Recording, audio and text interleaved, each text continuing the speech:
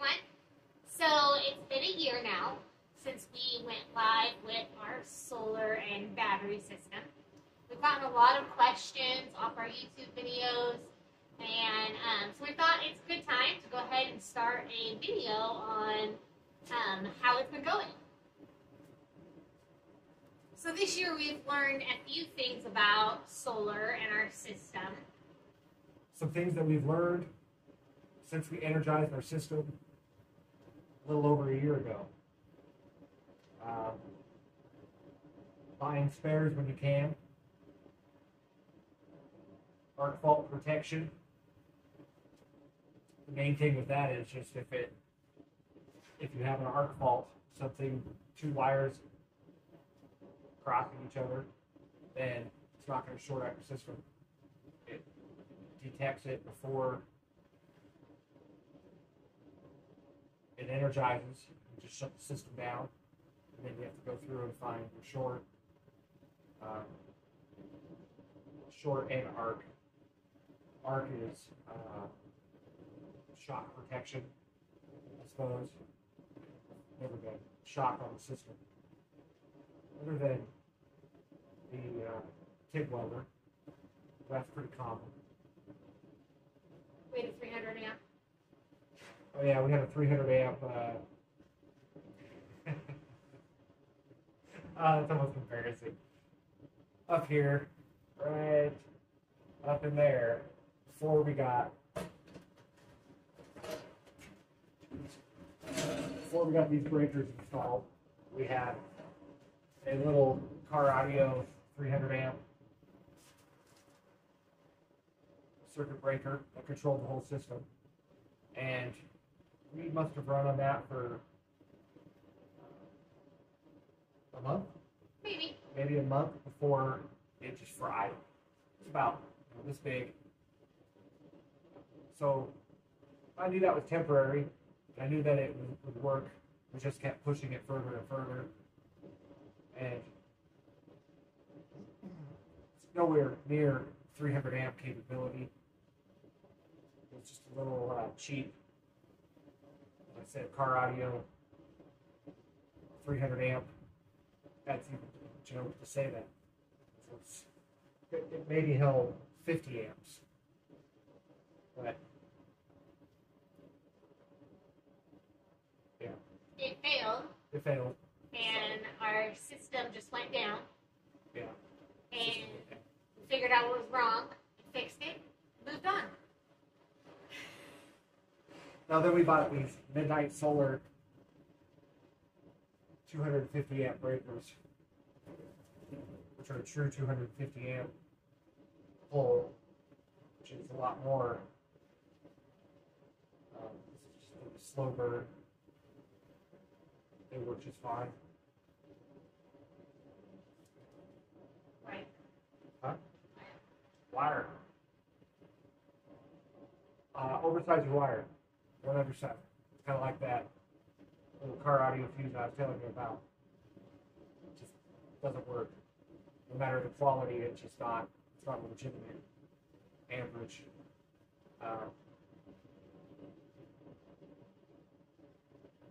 This wire is two sets of 02, so technically it's 04, and it's sufficient. So the longer you go with your inverters, the higher the gauge.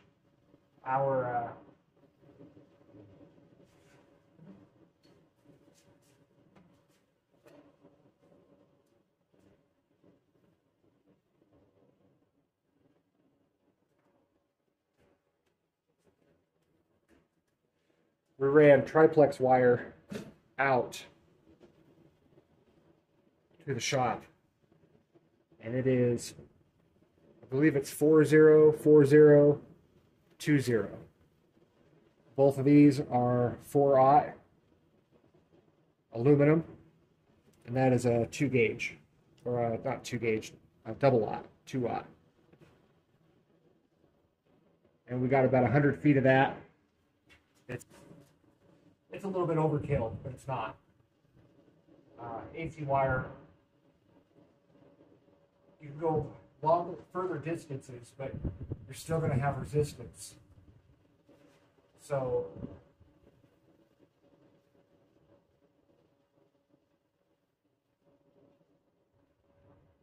you want to buy the largest wire that you can afford, the largest boxes that suit your needs. But mainly, definitely the largest wire on the AC side and the DC side.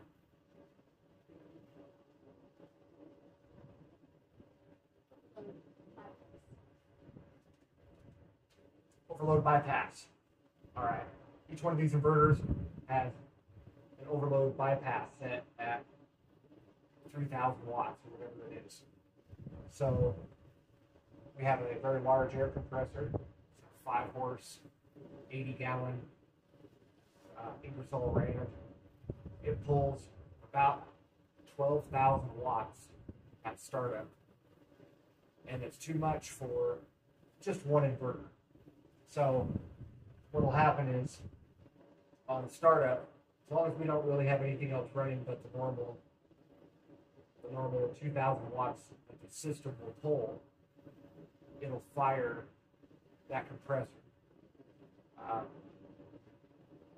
So basically, we'll get a code on this first inverter of overload, and it will bypass the second inverter, and then the second inverter will overload.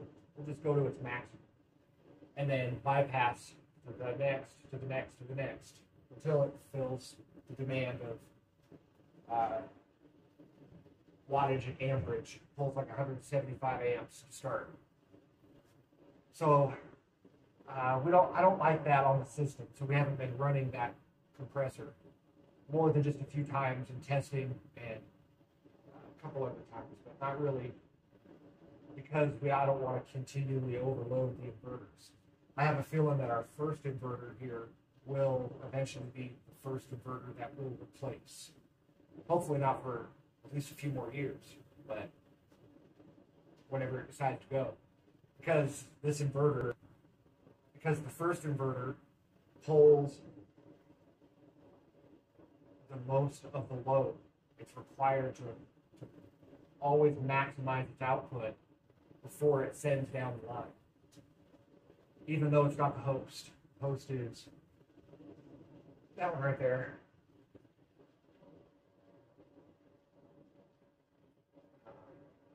So that's something to kind of worry about down the road, thinking that if the system does decide to have a fault.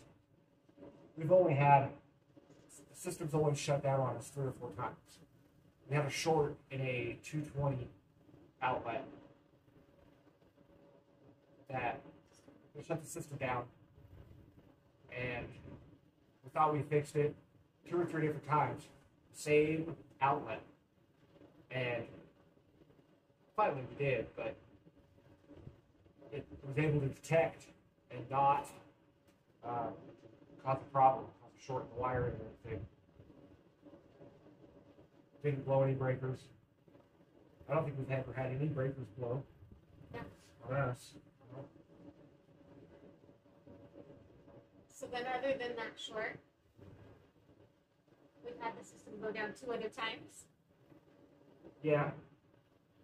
Once we were running 3 space heaters, 3 1,500 watt space heaters combined with our 2,000 watt on average 2,000 watt pull, which is the fridge, refrigerators, the freezers,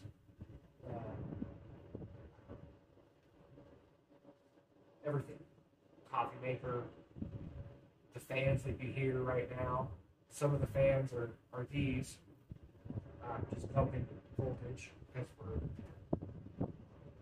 probably like 90%. What else do we run full time? Fans. Fans right now. Yeah. That was actually during winter, and that was at nighttime. So it wasn't during the day when we were charging. It was our battery power that we went down. Yeah, during the winter at night, and it's a constant 1,500 per, so 4,500 plus 2,000 constant pull of 6,500, so say times 10 hours during the winter time. Good average of how much darkness at least. So that alone is 65 kilowatts. And the bank back here is 46 kilowatts. So that means during the evening we can't run more than that. So now during the summertime we can have all of our fans going. They can have their AC units going until around 7 o'clock, 7 p.m., starting at around 8 o'clock in the morning, and it's about 7 p.m. We could run tools inside all night long, and fans, and have no problems. Swap coolers if we wanted to. We haven't pulled them out yet, but we won't have any problems with that. Just the heaters are a huge pull on the system. So if you plan on having an electric heating system, typically at 30 kilowatt is average, and same with hot water heater, 30 kilowatt is average pull. Once we're officially moved into our still building, we'll actually have wood stove heatings. And then on my dad's and my mother-in-law's side, they're actually putting in propane for them. And that's totally up to them. They can run it as much as they want. They just got to pay their own bill. So, and then our side, we're doing wood heat. So we won't really have much of a problem with the space heaters in the wintertime. And if we get tired of it, then we can just run a propane line in for now. And if it gets too expensive, we can go back to wood, or just stay with wood, because all of that is, it's never going to get any cheaper, no matter what we're told. Oh yeah, we got our battery back from Australia, and it took forever, but found out that I probably fucked it up by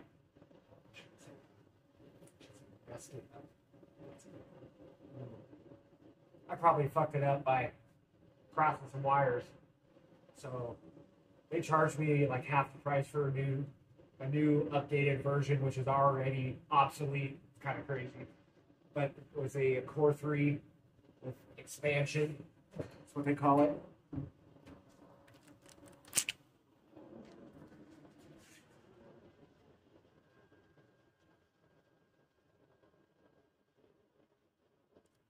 Doesn't look much different. Has a few more functions that we still haven't really utilized.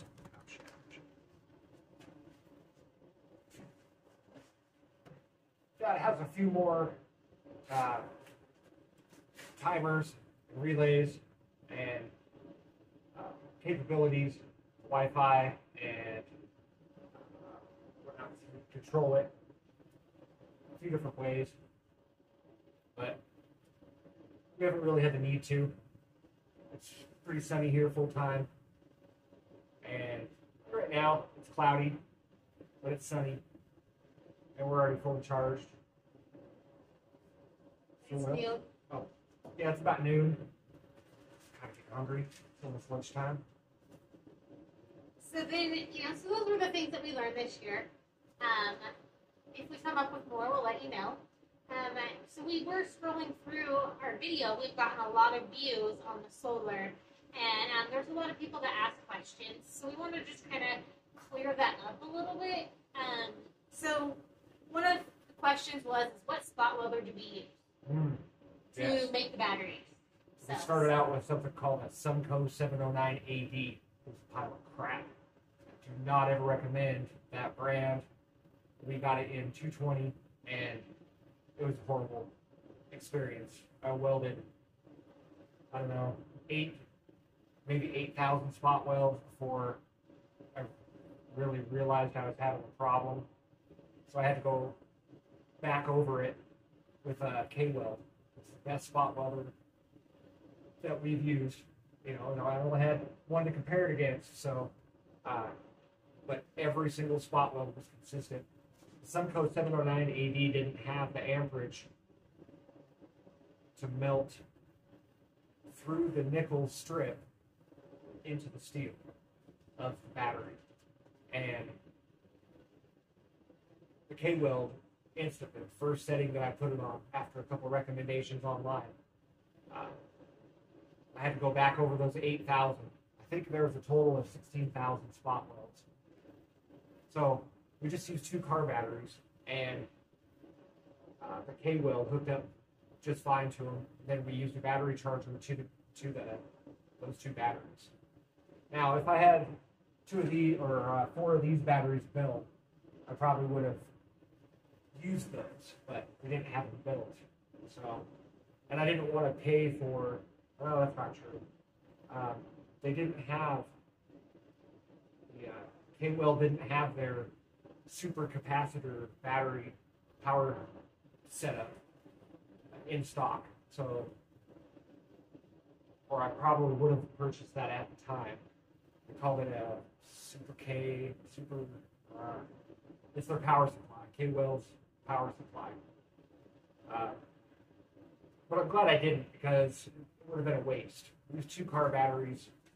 We were able to use those batteries in cars, where that K-weld sits here, and it just waits to build batteries. Now that I know that I can just hook up to the system at 12 volts, just 3 batteries in, and run the K-weld off of that, and I won't use the car batteries anymore.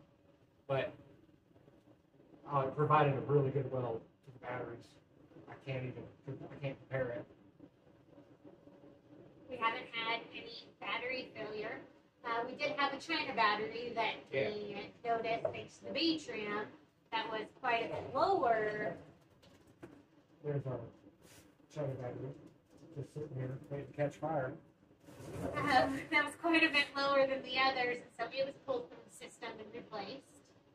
But other than that, everything's been running really well. Yeah, we ran that for 2 months. So the next question that people ask is, where do we get our batteries? I ain't telling you. They just keep getting more and more expensive.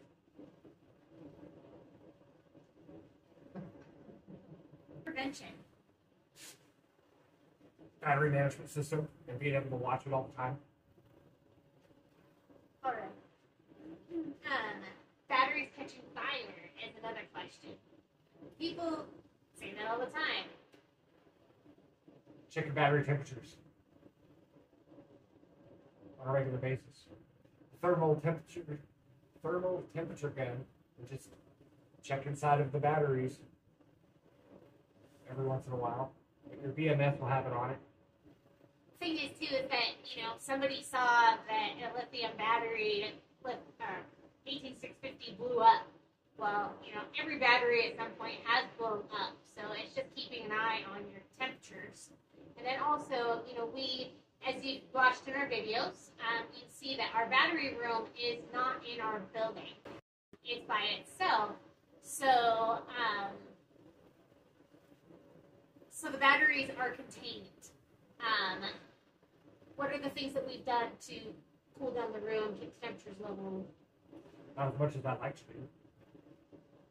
Maintain temperature in the low 80s during the summer in here, with just leaving the door open, and we have the ducting fan and 12-inch intake. And something that I'd like to do is dig a 100-foot ditch outside of this box, kind of at an angle, 100 feet long, 10 feet deep, bury some of that Home Depot 4-inch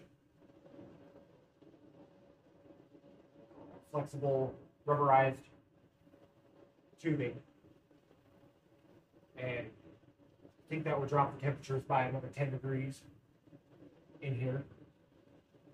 And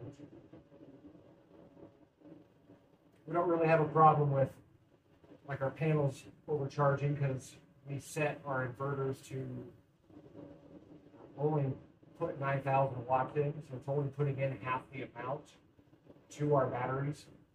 And then it's on a tier or a step, so the higher the percentage, the higher the charge percentage, the lower the voltage coming into the batteries. So at 75% and below, we're putting in 9,900 watts roughly, which is about half of 18,500, which is our incoming ability. But the rest of them, all that can be absorbed in our tooling and what we're using, our daily usage. So we, on average, will pull 2,000. So that's 9 and 2 is 11. And then if we're pulling our dryer, it pulls another 5. So on a cloudy day like today, don't put in its maximum and don't pull its maximum, and you'll be fine. Each one of these batteries is rated at 11 watts. There's 4,200 of them, and they're rated at 30 amps. So each one is it. So there's 4,200 times 30. That's a shitload of amps that can be pulled at its max, and we don't pull that anywhere near that. Our maximum pull was that compressor at once. That was nothing. It's 12,000. We also try not to drain our batteries. We don't like waking up in the morning to no power. Right. Because that also hurts your batteries in the long term. Right. We usually wake up at what, 50%? No, we usually wake up to 68%. 68%. And that's probably still too low. But our plans include doubling the bank to a 92 kilowatt bank, 96 kilowatt bank, 48, 46 and 46, no, 92 kilowatt bank. So the next question that we get a lot is, steel is expensive. So it's not really a question, but that's just what people say. So I don't know if they watched the full video, but A lot of people don't. So what we did was we placed Craigslist ads and Facebook Messenger ads asking for free mobile home trailer frames. And I tell you what, we got a lot of people who wanted us just to give us free mobile homes. Whole thing full of crap. And we couldn't do that. But we had so many people hitting us saying that they had them that we got over half of them free. Paid $250 for one and $400 for two. Yeah. And then we got 3 or 4 or 5 free.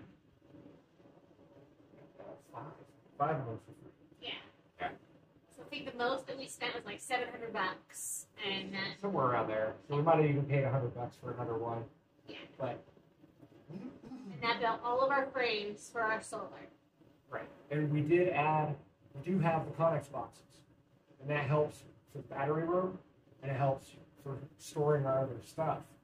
But probably 2 more trailers would replace this. So, now we're looking at almost $10,000 per Connex box. When we bought the Connex boxes, they were free. Bought 1 for 3 and 1 for 5. And now, delivered, they're almost $10,000. So, if you wanted to replace that, if you didn't see it as possible, then trailer frames, just get more. They're all over the place, especially out in nowhere, Arizona. It'd be a little more difficult to find them in the cities, but Craigslist is a powerful tool. If you're willing to try and get it yourself, I mean, we spent like a full day, one day, over and over again, trying to dig this trailer out of an area. There was all these trees, and we ended up like squishing the trailer, like making it.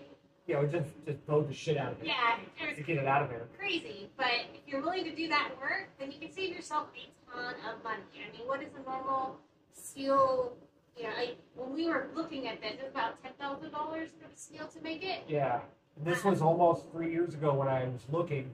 It was about $10,000 to be able to hold 78 solar panels, and that wasn't including the concrete or anything else. That was the frame racking, and then those clamps that they sell you, just those kits. And now I know it's a lot more than that. It was $10,000. That cost us, at the time it was $750 for the trailer frames. Then we went through and we sold the tires, the axles. I don't think we sold any tons, right? No, we didn't sell it. We're trying though, but we've already made our money back. We've made close to $1,500 off of the tires, because they are special tires, and there are people out there that tow mobile homes around, and they blow tires all the time, so they're always looking for tires. And then you got people who want projects, and they need axles, and sometimes they want the combo. Most people don't want, like the people who are building trailers, they don't want the donut wheels, but some people do. But there are a lot of guys, there are a lot of people out there who pull them for services, especially around here where we live, and they're always going through. So you'll make your money back on the tires, on the wheels, on the axles. I'm just doing redundant now. Well, then you end up with extra pieces of metal that you can use for other things. Yeah, that's also exciting. We're actually using some of the steel I-beams to do our second floor in the building. Right. So, that was free, which is great, especially with lumber prices that have gone up so much. So, we're always looking for more steel. Adam's building some gates with it. There's tons of other things, posts for gates. for our gates. So there's tons of things that you can do with these things, but you have to be willing to go get it. So another question that somebody asked, I don't know if we wanted to touch upon it, electrical code compliance that we had to adhere to. So it's just IIRC or whatever it is, 2015, and a lot of it's just kind of common sense things. What else do we want to touch on? Well, we had to meet, of course, our county's regulations. Our inspector came and signed us off and approved our electrical system. I mean, he's here literally 10 minutes and he's gone, but he was pretty happy with what Adam came up with, because Adam, of course, is the brains behind all of this. And without him, we couldn't do this. But yeah, this is Adam's brain, not mine.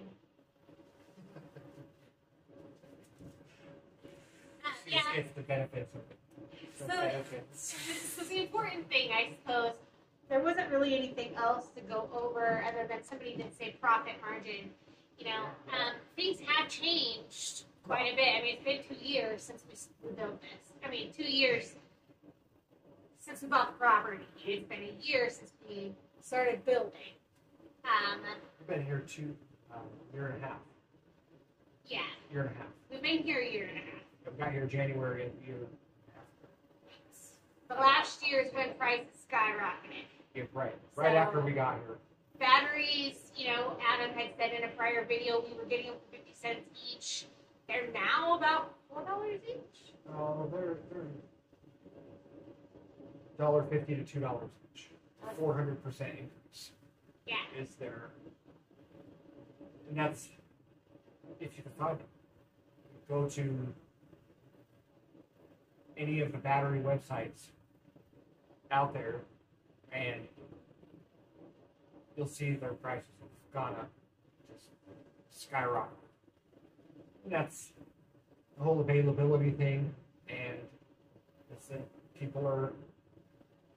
there's a big push for this.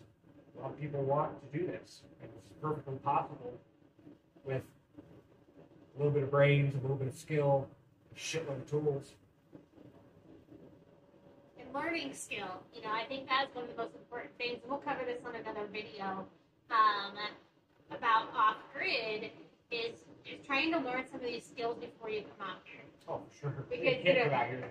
Yeah. And just blow yourself all up. Adam spent, literally a couple years researching. He had a job that allowed him to be off 6 months a year, and so he spent a lot of his off time really researching and trying to figure out how he was going to build this for our family. And you cannot go off grid without getting some skills. You cannot save money without skills. And that could just be, apprenticing somebody, or, that's just an idea of gaining skills. YouTube, there's tons of things that you can do to gain skills, but learning how to do these things yourself will save you a ton of money. But also having the tools.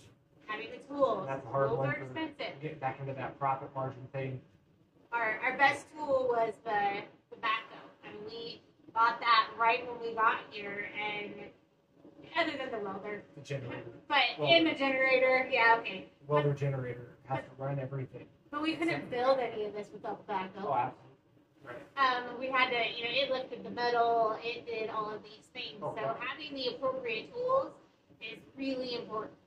Right. So we paid $15,000 for the backhoe, where we would have paid somebody $15,000 for concrete, $15,000 to put the building up. Another guy, how many other thousands of dollars for landscaping,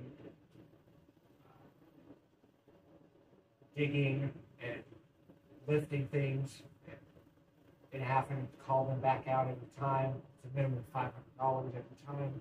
It just didn't make any sense. Plus, I've been an operator, equipment operator for 9 years.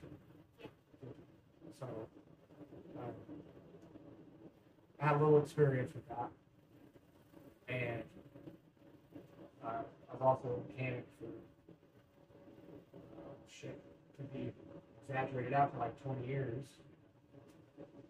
Since I was about 21. And then my father-in-law, he knows the AC side of things from a very practical point of view. So he taught me a lot over the years on AC. And just combining all that. So the very last thing is people always comment about how big our system is and how it's overkill and why. You want to take them on a quick tour? I'm a big guy. I do big things. Want to take them on a quick tour? So what? Shop. All right. All right. So that's what we're going to do. We're going to take you on a quick tour, show you what we run, and so that you kind of understand.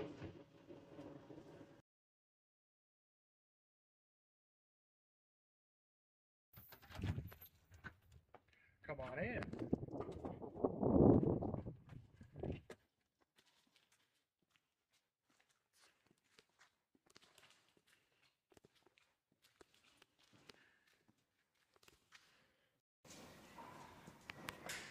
So this is our battery management system, our display. It is the battery on core 3. So right now we are 97% charged. We're putting in about 1,794, about 1,700, almost 1,800 watts, about 30 amps. Our shunt voltage is showing 58.06. This is our battery temperature. This is our maximum battery temperature and our minimum. And that is like 78 or 9-ish. So it's not too bad. We got a differential right now of 2/100ths. Usually by the time it's fully charged, we are exactly the same at 4.16. That's each one of those cells, each one of those 14 batteries that are inside. That's the voltage between all 14 of them displayed out here. And this is, all those lights are how the system is pulling, which batteries they're pulling from, and which ones are being burned by the resistors, or they call them long bonds. But they're basically, it's a monitor that sits on top of the battery that will pull voltage when one battery starts getting lower than the rest of them, to try and keep every battery equal.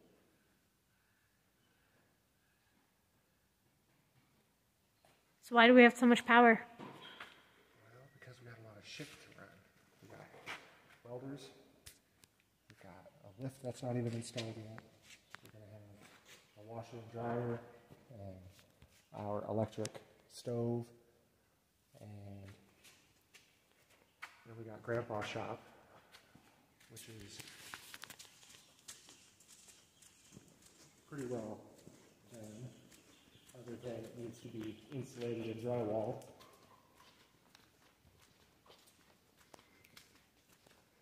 He's got all kinds of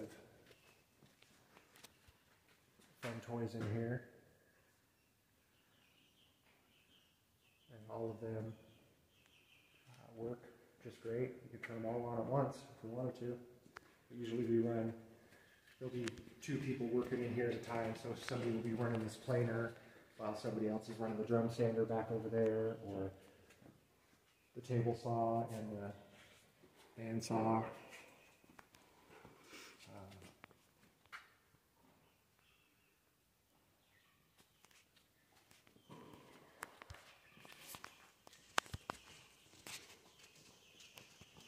And then we got Grandma moving upstairs. Well, that's it for today. Thanks for hanging out with us. If you have any questions or comments, just send us a message and have a great day.